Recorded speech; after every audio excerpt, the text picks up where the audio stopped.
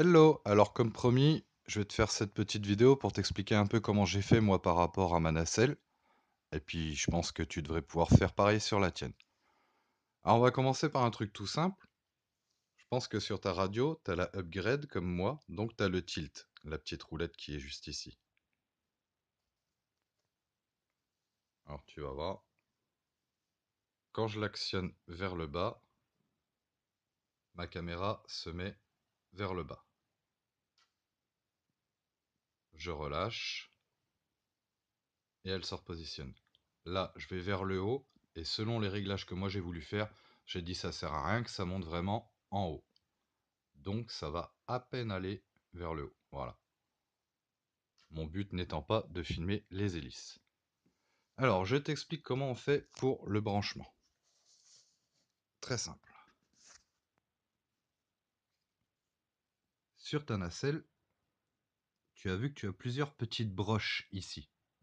Alors moi, ce que j'ai fait, j'ai connecté ce fil-là qui est normalement fourni avec la nacelle. Tu en as 3 si mes souvenirs sont bons. Donc moi j'ai pris le bleu, hein, peu importe.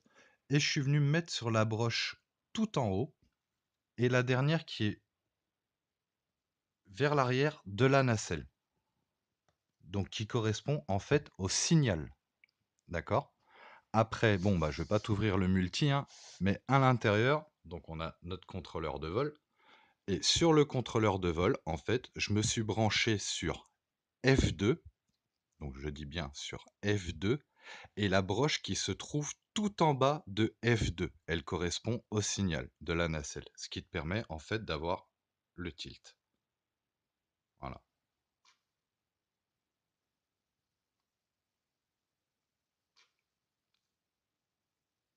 tout simplement. Donc là, on va passer à la partie logicielle. Donc normalement, tu avais un zip à l'intérieur avec... une fois que tu dézippes, normalement, tu as 3 choses. Le truc, c'est de récupérer ce logiciel-ci. Donc, on va l'ouvrir. Je vais le faire directement sur le pad, ça va plus vite. Tac, tac.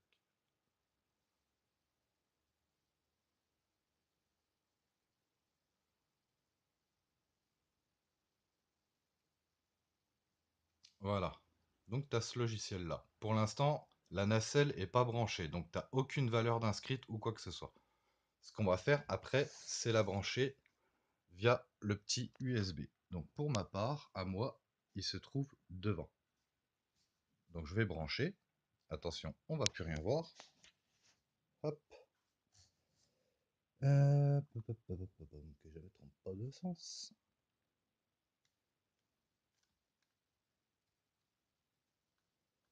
Que les caoutchoucs sont souples, hein. Voilà. Elle est branchée. Donc là, j'ai mon pilote qui s'installe.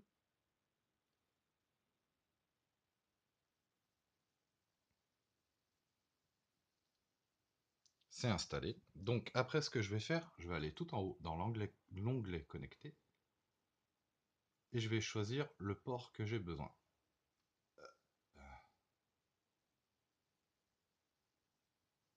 Sélectionner le port sur lequel le contrôleur doit être connecté. Oui, je le sais. Avec la petite flèche là. Donc moi, il s'appelle le COM3. Toi, ce sera peut-être COM5. Donc je me mets sur le 3, je me connecte. Il cherche.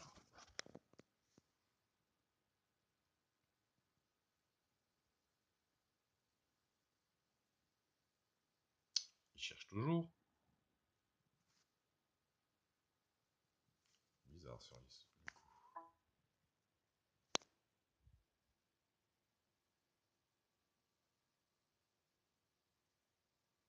Ah oui, j'ai une autre mise à jour qui est en train de se faire.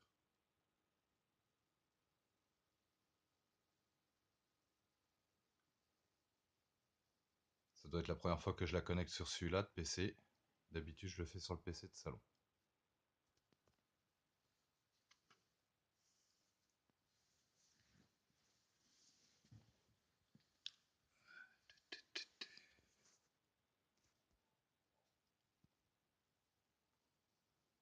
Donc, qu'est-ce qu'il me dit? Tac, tac, tac. vais déconnecter et reconnecter, on va voir ce que ça va donner. Ah voilà, j'ai le 5. Donc en fait, tu te mets sur le 5 et tu fais connecter. Voilà. Et là, toutes les valeurs sont rentrées. Donc je te laisse visualiser les valeurs que moi j'ai rentrées.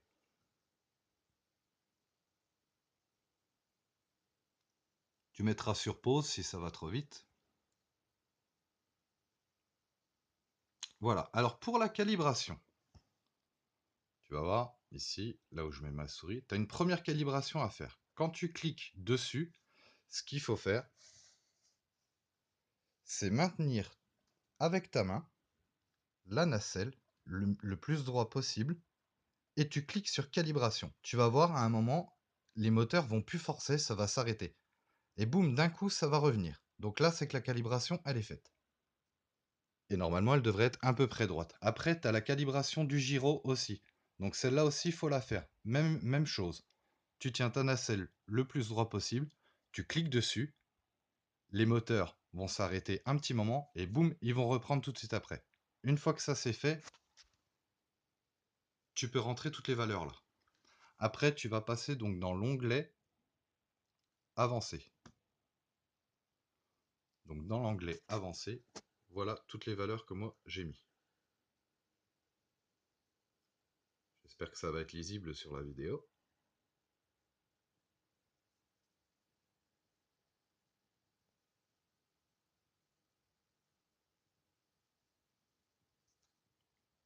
Après, réglage de la RC. C'est ça qui est important en fait et qui va faire que tu vas pouvoir régler ton pitch. Parce qu'en fait, tu vas pas le faire par le NASA, par le logiciel du Digi. Tu vas le faire directement depuis la nacelle. Donc c'est ces valeurs-là qu'il faut bien rentrer comme il faut. Comme tu les vois là. Exactement pareil. Tu vois? Alors comme tu as pu constater, moi mon pitch, qui est juste là, ma caméra, elle est à peine inclinée. Parce qu'en définitif, de la mettre bien droite pour filmer les hélices, c'est pas top. Donc elle est vraiment à peine inclinée. Elle est pas inclinée de bien grand chose en définitif. Si je veux la remettre droite,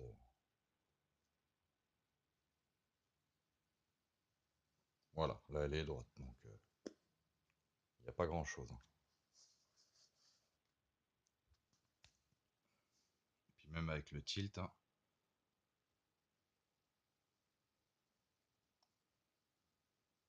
voilà, je touche vraiment à peine pour la remettre droite. Moi je préfère qu'elles soient inclinées personnellement.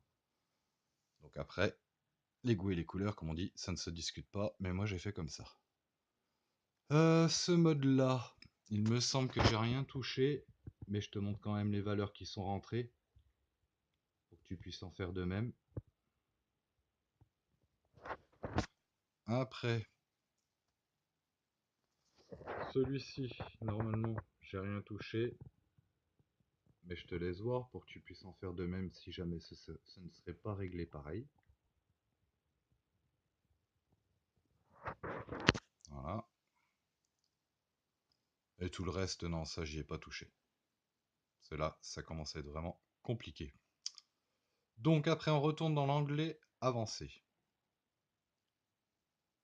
Et ce que j'ai fait, donc une fois que j'ai tout paramétré comme il faut, que ma nacelle elle est vraiment bien comme j'ai décidé qu'elle soit, là, comme je te disais, elle est légèrement, mais vraiment légèrement inclinée vers le bas d'origine.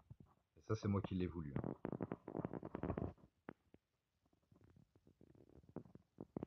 Voilà. Et ce qui me permet, excuse-moi pour les doigts, hein, c'est mon super téléphone, ce qui me permet que quand je vais mettre le tilt en bas, on obtient 80 degrés. Ce qui est amplement suffisant. En plus, ça filme pas les pieds ou quoi que ce soit. C'est génial. Pareil, là, quand on avance, on va dire, allez, on va dire à la moitié de sa capacité au niveau de la vitesse, moi, je vois pas les hélices, hein. Je vois pas les hélices. Après, si je me mets à fond, oui, bien sûr, je les vois. Donc, grosso modo, voilà comment ça procède quand j'avance et quand je recule. Je lui ai pas laissé beaucoup de débattement. Après, voilà pour ce qui est du côté. Là-dessus, il n'y a pas de souci. Voilà. Donc je reprends, hein, pour le tilt, franchement, c'est hyper important. Comme tu as pu le constater, les broches qui sont là au-dessus. Donc c'est la dernière qui est tout au fond, sur le dessus, que tu dois brancher. Ici, là, si tu vois mon doigt. Dernière tout au fond, sur le dessus, qui correspond à signal. Après, sur le contrôleur de vol du fantôme, ce sera F2 et la dernière broche tout en bas. Ne surtout pas te tromper. Voilà. Et là, tu auras le tilt. Donc tu pourras la commander depuis ce fameux petit bouton. Donc voilà, hein, tu sauves tes paramètres et puis bah, c'est reparti, hein, c'est reparti. Après, il va te demander certains noms de profils. Donc moi, je sais plus ce que j'avais mis. Bah là, en l'occurrence, c'est rien du tout parce que c'est le PC que j'utilise que très rarement pour le multi. Mais sur mon PC fixe, j'avais dû mettre Nacelle, Phantom 2, quelque chose comme ça. Comme ça, si un jour tu perds tous tes paramètres, tu as juste à la rebrancher, hop, tu retournes là-dedans, tu charges ce qu'il faut, tu mets sauver et ça te remet tout comme il faut. Donc voilà, j'espère que cette petite vidéo pourra t'aider à régler ta nacelle comme il faut.